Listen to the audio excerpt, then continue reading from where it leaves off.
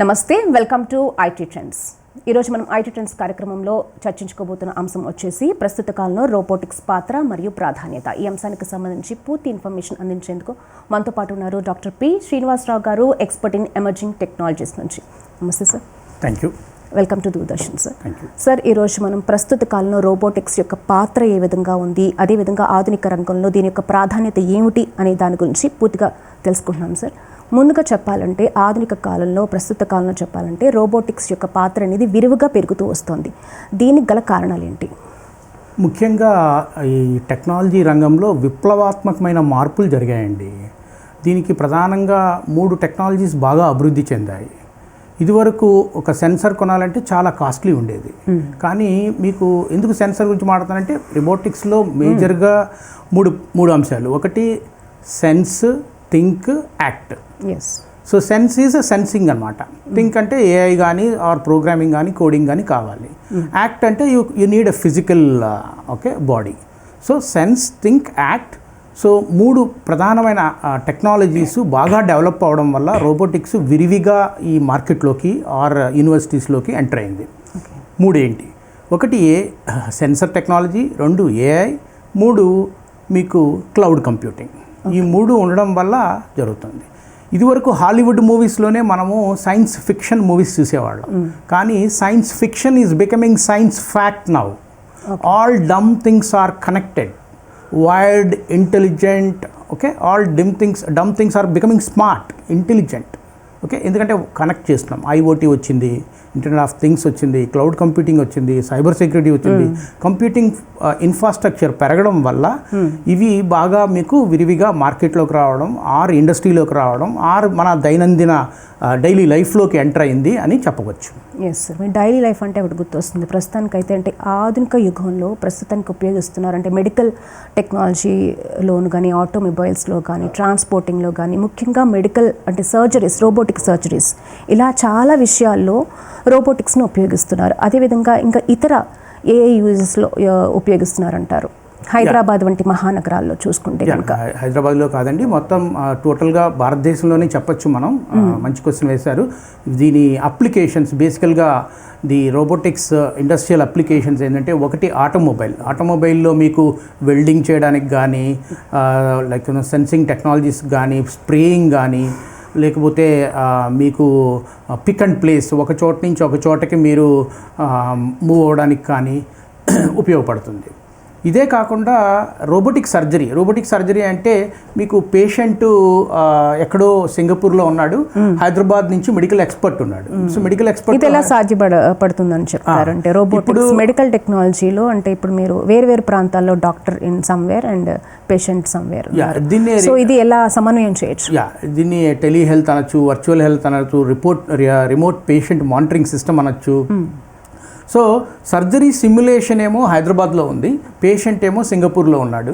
So expert ప్రతి చోట వెళ్ళలేడు కాబట్టి ఒక చోట నుంచి ఆపరేట్ చేస్తాడనమాట. ఇది 5G టెక్నాలజీస్ బాగా డెవలప్ అవడం, 6G టెక్నాలజీస్ కూడా వస్తుంది ఇప్పుడు టెలికమ్యూనికేషన్స్లో. వీటన్నిటి వల్ల it's like this is interdisciplinary, multidisciplinary subject అనమాట. Not one subject actually talks about robotics. Robotics is a combination of electronics, mechanical and electrical and then computer science. It's a combination, interdisciplinary or multidisciplinary. So అంటే robotics గురించి చదవాలంటే ఖచ్చితంగా ఈ 4 sectors గురించి awareness ఉండాలి. Yes, అందుకనే interdisciplinary, multidisciplinary knowledge ఉండాలని చెప్పేసి మనం చెప్తాం. Okay sir. సో ఒకటి రోబోటిక్ సర్జరీ, మీరు అన్నట్టు హెల్త్ కేర్ ఆర్ మెడికల్ టెక్నాలజీలో చాలా రెవల్యూషనరీ ఎవల్యూషన్ జరిగింది. Second automobile. థర్డ్ మీకు అటానమస్ సిస్టమ్స్ అంటే డ్రోన్స్ మీ ఇంటి మీదకి మీరు ఫుడ్ ఆర్డర్ చేశారు, మీ ఇంటి మీదకి ఆటోమేటిక్గా GPS లొకేషన్ ఇస్తే ఆర్డర్ మీ టెర్రస్ మీదకి డ్రాప్ చేసి వెళ్తుంది. సో దానికి కూడా మీకు సెన్స్, థింక్, యాక్ట్ అనే 3 ఆప్షన్స్ ఉంటాయి. So one of the example drone technology. బేసికల్గా ప్లాంట్లో అంటే డార్క్ ఫ్యాక్టరీ అంటారు. డార్క్ ఫ్యాక్టరీ అంటే ఏంటి? హ్యూమన్ అనేవాడే ఉండడు. డార్క్ ఫ్యాక్టరీలో హ్యూమన్ అనేవాడే ఉండడు. రా మెటీరియల్ నుంచి ఫినిష్డ్ ప్రొడక్ట్ వరకు కంప్లీట్ మెషిన్సే ఉంటాయి. అందులో కంప్లీట్గా రోబోటిక్స్ అనేదే. So robotics is a subset of mechatronics అనేది ఒక సూపర్ సెట్. ఎస్ సార్, ఇక్కడ మీరు మెషిన్స్ అండ్ రోబోటిక్స్ మాత్రమే ఉంటాయి అని చెప్తున్నారు. అక్కడ మనుషులు మాత్రం అసలు ఉండాల్సిన అవసరం లేదని కూడా చెప్తున్నారు. రోబోటిక్స్ మనుషుల స్థానాన్ని భర్తీ చేసేస్తాయి అంటారా? లేదండి, రొటీన్ అండ్ రిపీటెడ్ టాస్క్స్ ఏవైతే ఉన్నాయో వాటిల్ని ఇప్పుడు డేటా ఆపరేటర్స్ కానీ, రిసెప్షనిస్టులు కానీ, లేకపోతే డేటా కీపర్స్ ఆర్ అగ్రిగేటర్స్, ఇలాంటి చిన్న చిన్న అది మన రిపీటెడ్ అండ్ లో ఎండ్ జాబ్స్ అంటారు. చిన్న చిన్న అంటే లో ఎండ్ జాబ్స్ అంటారు. ఇవి మాయమైపోతాయి. ఓకే, అంటే హై ఎండ్ జాబ్స్ క్రియేట్ అవుతాయి. ఓకే సార్, యాక్చువల్గా చెప్పాలంటే మనకి ఏఐ వచ్చిన తర్వాత కంప్యూటర్స్ని కొంచెం డల్ అయిందని చెప్తున్నారు. అట్ ద సేమ్ టైం కొంచెం వాటి యొక్క ఉద్యోగాలు కానీ కొంచెం ఏఐ రీప్లేస్ చేస్తుంది అనే ఒక రకమైన భయాందోళనలు పరిగెడుతున్నాయి. సో అదేవిధంగా ఆ రోబోటిక్స్ ఏమైనా మనుషుల యొక్క పాత్రని భర్తీ చేస్తుందా లేదా, లేకపోతే సమన్వయపరుస్తుందా అనేది నా క్వశ్చన్. బేసికల్గా మీకు వెరైటీ, వాల్యూమ్, వెలాసిటీ, ప్రొడక్షన్ పెరుగుతుంది. ఇప్పుడు మీరు హైపర్ పర్సనలైజేషన్ అంటారు. ఇదివరకు మనకు ఓన్లీ ఒక ప్రొడక్షన్లోనే ఒక ఐటమే ప్రొడ్యూస్ చేయగలం. ఇప్పుడు మల్టిపుల్ ప్రొడక్ట్స్ మనము ప్రొడక్ట్ చేస్తున్నాం.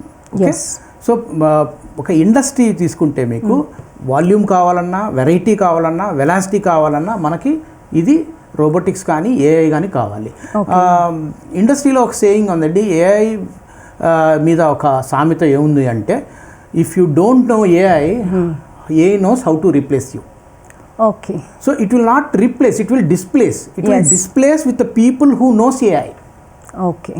So alage robotics kuda it's a tool. See, there are 4-5 things very very important andi. Okati creativity, empathy, leadership skills, then human judgment, human involvement, ivanni kuda meeku chaala important. Okay. వీటిల్ని మనము eliminate చేయలేము. ఇవి robots చేయలేదు. Okay, so మళ్ళీ చెప్తున్నాను మీకు, innovation కూడా ఇందులో మీకు not only creativity, human judgement, innovation కూడా మీకు వీటిని రీప్లేస్ చేయలేదు. ఏ మెషిన్ రీప్లేస్ చేయలేదు. ఇప్పుడు రోబోట్స్కి అడ్వాన్స్డ్ కోబోట్స్ వచ్చాయండి. కోబోట్స్ అంటే కొలాబరేటివ్ బాట్స్. ఫర్ ఎగ్జాంపుల్, నేను ఒక మెషిన్ను అసెంబుల్ చేస్తున్నాను, నాకు ఒక నట్టు కావాలి. ఇదివరకు ఏం చేయాలి అంటే, నట్టో బోల్టో కావాలి అంటే నేను ప్రోగ్రామింగ్ చేయాలి రోబోట్కి, అది తీసుకురా అని. ఇప్పుడు అలా కాదు, అది నన్ను స్టడీ చేస్తుంది, నేను ఏం చేస్తున్నానో స్టడీ చేస్తుంది. దానికి ఒక కంప్యూటర్ విజన్ ఉంటుంది. ఓకే, హ్యూమన్ మెషిన్ ఇంటర్ఫేస్ అంటారు దీన్ని. So it will start actually interfacing between human and machine. So man and machine has to work together. This is called collaborative bots. ఈ కొలాబరేటివ్ బాట్స్లో ఏం చేస్తుంది, నాకు కావాల్సిన టైంలో అది ఒక నట్టు తీసుకొచ్చింది. ఇదివరకు ప్రోగ్రామింగ్ చేసేవాళ్ళం, ఇప్పుడు అదే రీడ్ చేస్తుంది. అంటే it reads your mind. So that's a kind of collaborative bots అంటారు. సో అంటే మన మైండ్ కూడా రీడ్ చేసి ముందుగానే మనకి ఏం కావాలని రెడీ చేస్తుంది. దట్ ఈస్ కంప్యూటర్ విజన్ వల్ల మనకి ఇది సాధ్యం అవుతుంది. కంప్యూటర్ విజన్ అంటే again deep learning, machine learning, artificial ఇంటెలిజెన్సే వస్తాయి. ఓకే సార్, కమ్స్ టు ఏఐకి మరియు రోబోటిక్స్కి ఇప్పుడు ప్రస్తుత కాలంలో ఎక్కువగా వినిపిస్తోంది ఆర్టిఫిషియల్ ఇంటెలిజెన్స్ అనేది ఎక్కువగా వినిపిస్తోంది కంప్యూటర్స్ కన్నా ముందుగా. సో ఈ రెండింటికి డిఫరెన్స్ ఏమని చెప్పచ్చు, ఆర్టిఫిషియల్ ఇంటెలిజెన్స్ అండ్ రోబోటిక్స్? మీకు ప్రధానమైన డిఫరెన్స్ ఏంటంటే, ఈ రెండింటికి వ్యత్యాసం ఏంటి అంటే, ఏఐ అనేది ఒక మెథడ్ అండి, ఇట్స్ అ బ్రెయిన్. ఓకే, మీకు ఫిజిక్స్ కావాలి కదా, ఫిజికల్ ఆబ్జెక్ట్స్ కావాలి కదా. సో ఫిజికల్ ఆబ్జెక్ట్స్ అంటే ఏంటి, ఒక pick and place. For example, ఇది నేను బరువు ఎత్తగలనా లేదా అనేది మైండ్ ఆలోచిస్తుంది, తర్వాత అప్లై చేస్తుంది, సో దాన్ని యాక్ట్ చేస్తుంది. సో మీకు ఒక మనిషి బాడీ తీసుకుంటే మెథడ్ ఏమో ఏఐ, మిగతా శరీరం అంతానేమో రోబోటిక్స్.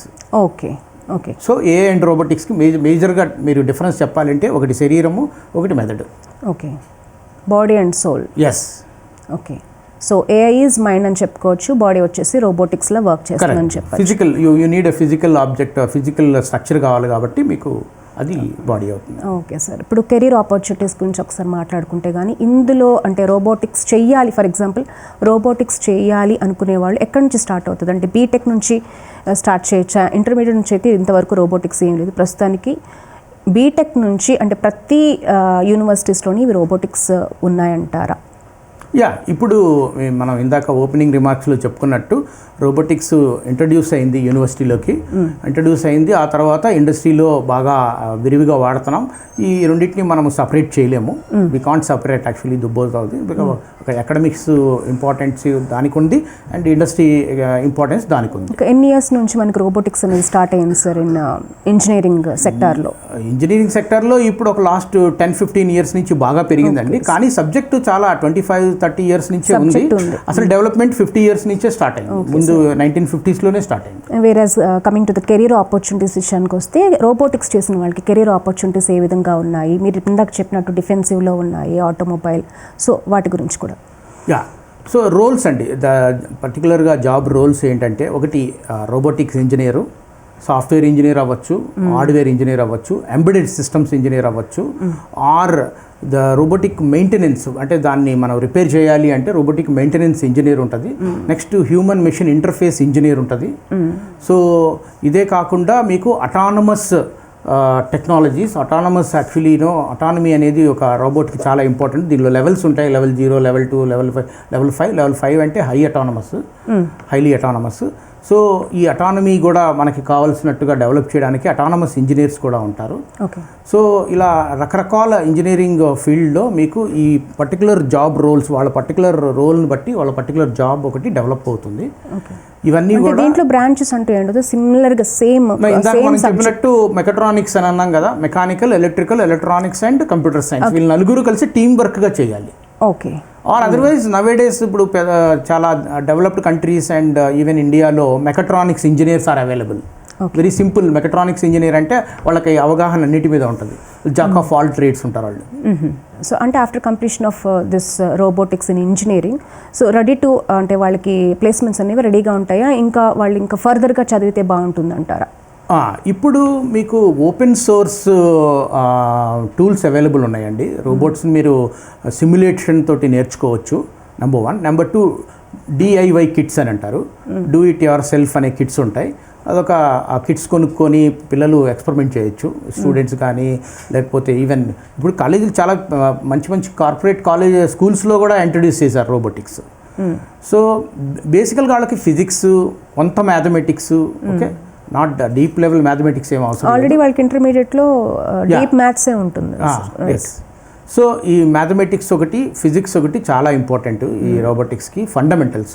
దాని నుంచి మనకి ఈ 4 disciplines, interdisciplinary or multidisciplinary అన్నాం కాబట్టి mechanical, electrical, electronics and computer science knowledge కూడా వీళ్ళకి కావాలి. కానీ జనరల్గా ఇండస్ట్రీలో ఒక హ్యూమనాయిడ్ కానీ, ఒక రోబోట్ కానీ, ఒక కోబోట్ కానీ తయారు చేయాలంటే మీ టీం వర్క్ అనమాట. వీళ్ళందరూ we draw people from different disciplines, okay, and then put them on job.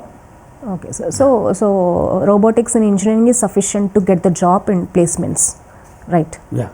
Okay sir, ఇప్పుడు కోడింగ్ కూడా అవసరం అంటారు రోబోటిక్స్ చేసే వాళ్ళకి. కోడింగ్ కూడా నేర్చుకోవాలా, అవసరం లేదా? The answer is yes and no అండి హియర్. లైక్ ఇది ఇందాక చెప్పాను కదా, రోబోట్ అంటే మైండ్ అనేదేమో AI, బాడీ అనేదేమో రోబోట్ అని చెప్పాం కదా, రోబోటిక్స్ అని చెప్పాం కదా. దీనికి రోబోటిక్స్కి పెద్దగా ప్రోగ్రామింగ్ అవసరం లేదు, కోడింగ్ అవసరం లేదు. కానీ AI కావాలి కాబట్టి దాని మైండ్ డెవలప్ చేయాలి. కాగ్నిటివ్ ఎబిలిటీస్ అంటారు. కాగ్నిటివ్ ఎబిలిటీస్ కానీ ఇవ్వాలి అంటే రోబోట్కి మనకి కోడింగ్ కావాలి. సార్, భారతదేశ తయారీ రంగంలో ప్రస్తుతానికి రోబోటిక్స్ యొక్క పాత్ర ఏ విధంగా ఉందంటారు? మీరు ఇప్పుడు ఏదైనా ఫ్లిప్కార్ట్ ఆర్ అమెజాన్లో ఏదైనా ఆర్డర్ చేశారనుకోండి, అది ఆ ఆర్డర్ మనకి ERP సిస్టమ్కి వెళ్తుంది. ERP సిస్టమ్స్ నుంచి వేర్ హౌస్కి వెళ్తుంది. వేర్ హౌస్లో మీకు పలానా పర్టికులర్ పెన్ను ఆర్డర్ చేశారు మీరు, ఆ పెన్ను పలానా పర్టికులర్ ర్యాక్ నుంచి తీసుకొచ్చేది రోబోటే. ఇట్స్ లైక్ అటానమస్ రోబోట్స్ అనమాట. It is pre programmed and it goes actually to that particular rack and then access it and then brings it to you. So warehouse, logistics and drones, ఇందాక మనం food delivery కానీ ఏదైనా ఒక courier delivery చేయాలన్న autonomous drones ఉన్నాయి మనకి.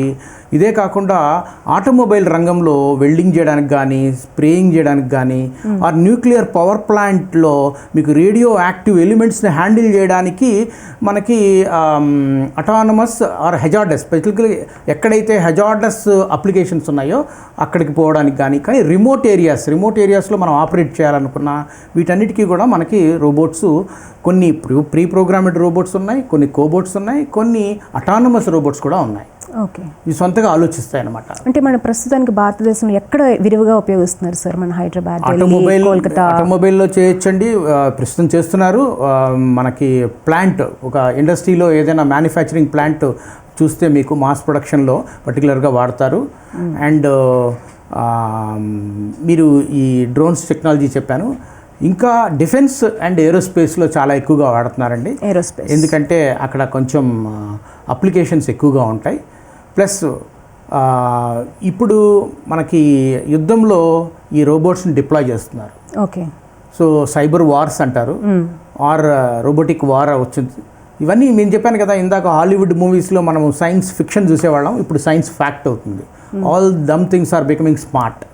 So that is actually the beauty of this. And man and machine has to work together. ఇందాక cobot చెప్పాను కదా, మ్యాన్ అండ్ మెషిన్ ఇద్దరు వర్క్ చేయాలి, కలిసి వర్క్ చేయాలి. అది ఆ యుగం ప్రస్తుతానికి జరుగుతోంది. ఓకే సార్, అదేవిధంగా సైబర్ సెక్యూరిటీ యొక్క కీలకమైన పాత్ర ఏమిటి రోబోటిక్స్లోని? రెండు కలిపి వర్క్ చేస్తాయని ఇందాక చెప్పారు. ఒకసారి సైబర్ ఒక డార్క్ ఫ్యాక్టరీ తీసుకుందాం అండి. ఒక డార్క్ ఫ్యాక్టరీ ఉంది. ఆ డార్క్ ఫ్యాక్టరీకి మీకు ఒక జర్మనీలో ఉంది ఆ ఫ్యాక్టరీ. ఇదే సేమ్ టైప్ ఆఫ్ ప్రొడక్ట్ తయారు చేసేది ఇంకొక హైదరాబాద్లో ఉంది. ఈ రెండు ఇంటిగ్రేట్ చేస్తారు. అంటే ఇక్కడ తయారు చేసింది డిఫరెంట్గా ఉండొచ్చు, లేకపోతే ఈ పర్టికులర్ పార్ట్ హైదరాబాద్లో చేసింది జర్మనీ దాంట్లోకి వెళ్ళొచ్చు సబ్ అసెంబ్లీగా. సో ఇవేంటంటే ఇక్కడ యాక్చువల్గా ఎంటైర్ లార్జ్ అసెంబ్లీని ముక్కలు చేసి ఒక సబ్ అసెంబ్లీ హైదరాబాద్కి, ఒకటి సింగపూర్కి, ఒకటి జర్మనీకి అలా ఇస్తాం అనమాట. ఇవన్నీ కూడా ఎక్కువ ప్రొడక్ట్ చేయకూడదు, తక్కువ చేయకూడదు. ఇవన్నీ కోఆర్డినేట్ చేసుకుంటూ చేయాలి. దీనికి ఇంటర్నెట్ ద్వారా మనం కనెక్ట్ చేస్తాం. ఈ మూడు కంపెనీలని ఇంటిగ్రేట్ చేస్తాం. వర్టికల్ ఇంటిగ్రేషన్, హారిజాంటల్ ఇంటిగ్రేషన్ అంటారు. సో హారిజాంటల్ ఇంటిగ్రేషన్లో మనము ఇంటర్నెట్ ద్వారా ఇంటిగ్రేట్ చేస్తాం. Wear ever there is an internet, cyber security comes. Okay, ఎవరైనా టెర్రరిస్టులు కానీ, బ్యాడ్ ఎలిమెంట్స్ ఎవరైనా సరే, హ్యాకర్స్ కానీ, we should not give them the access to to that particular factory. Okay, so వాటి యొక్క సిస్టమ్స్లోకి వీళ్ళని మనము ఎంటర్ కాకుండా చేయడానికి సైబర్ సెక్యూరిటీ అనేది లెవెల్స్ ఆఫ్ సైబర్ సెక్యూరిటీ ఉంటాయి. ఓకే సార్, అదేవిధంగా ఐటీ రంగం నుంచి రోబోటిక్స్ని మార్చవచ్చా? ఎస్, మనము ఈజీగా స్విచ్ అవ్వచ్చండి. ఎందుకంటే ఇందాక మనం చెప్పినట్టు మైండ్ అనేది, రోబోటిక్స్కి మైండ్ అనేది కాగ్నిటివ్ ఎబిలిటీ ఇస్తాం. Cognitive ability is nothing but ప్రోగ్రామింగ్కి ఐటీ నుంచి షిఫ్ట్ అవ్వచ్చు. Okay, plus 4 departments or disciplines యొక్క అమాల్గమేషన్ ఆర్ కాంబినేషన్ కాబట్టి, mechanical, electrical, electronics, computer science కాబట్టి ఐటీ ఫీల్డ్ నుంచి ఈజీగా రోబోటిక్స్లోకి స్విచ్ అవ్వచ్చు. ఓకే సార్, అదేవిధంగా ఇప్పుడు రోబోటిక్స్లో ఇంజనీరింగ్ చేసిన వాళ్ళకి కెరీర్ అంటే చాలా, అంటే ఇప్పుడు ఫర్ ఎగ్జాంపుల్ కంపారిటివ్లీ కంప్యూటర్స్తో పోల్చుకుంటే కనుక అది దీన్ని మించి ఉంటుందంటారా? దేని ప్లేస్మెంట్స్ విషయంలో కానీ, ప్యాకేజెస్ విషయంలో కానీ మనం చూసుకుంటే కంప్యూటర్స్కి చాలా హై ప్యాకేజ్ అనేది మనం చూస్తూ ఉంటాం.